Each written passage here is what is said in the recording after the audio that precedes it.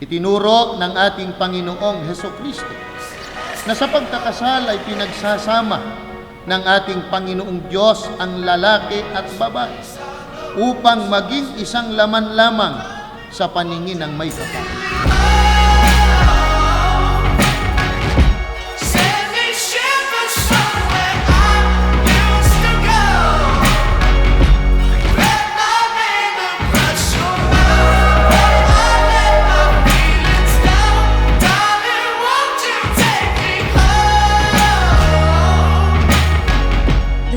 We're finally married.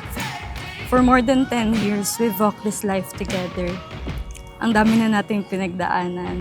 All the highs and lows, ups and downs, magkasama natin hinarap yun. And I'm really happy and grateful na ikaw pa rin yung kasama ko sa mga susunod pa. Hi, my future hubby. Excited ka na ba? This is it. Open mo na yung gift. Alam ko matagal mo na minamasid-masid yan. Hope you like it. There's 2 more adventures together. Let's go. See you later. I love you so much.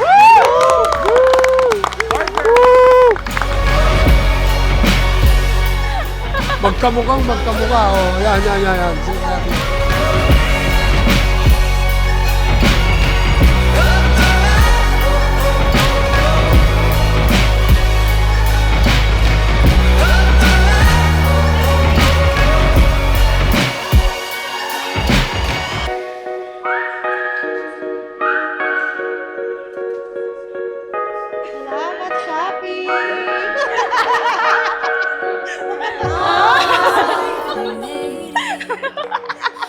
Lagi kong nire-remind sa'yo na sa pagbuo ng isang pamilya, lagi ang center ay ang ating Panginoon.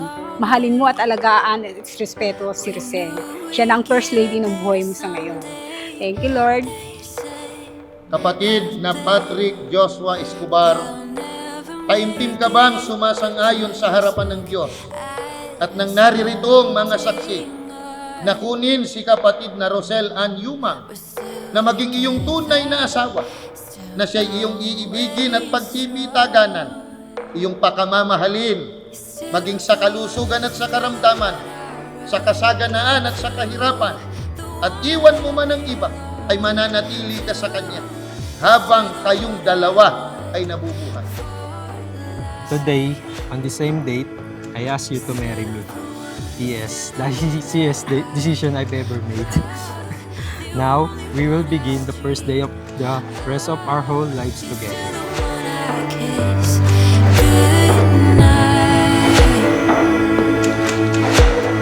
I'm so glad we made it. Dearest Bev, I just hope na pangiti kita sa wedding gift ko. It's the symbol that I support your dreams and ambitions as you will be my future vlogger's wife. Seeing you happy means the world to me. I'm thrilled about the journey ahead of us. It's our wedding day that marks a new chapter and sabik na ako makita ka maglakad sa pasilyo. With all my love, Patrick ang mapagmahal ng Cavite.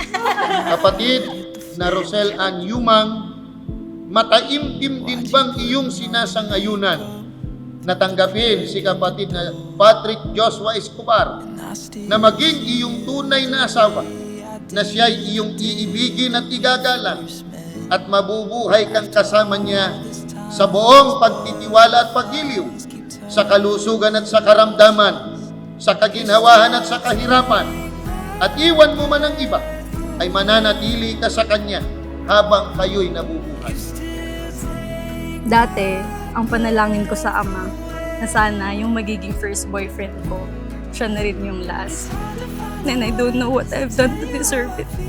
Pero maaga niya yung binigay sa akin. And I'm so blessed to experience this kind of love at a young age. And until now, sobrang thankful ako dahil ikaw pa rin. Tayo pa rin. 6 years of no convo, 2 years naligawan ka bago makuha ang oo mo.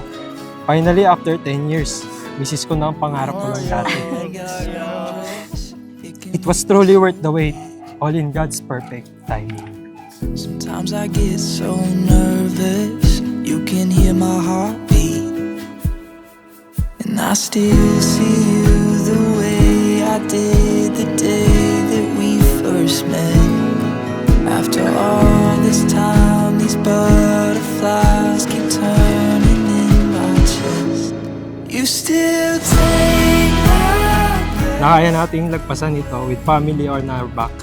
It's you the one that paves away all the trouble with just being there for me. And now, here we are, babe. We made it, standing together, having triumph over challenges. This is the love I choose not only today, but every day and for the rest of my life. You are my lifelong best friend and my greatest love. Today and every day after. I love you, my hubby.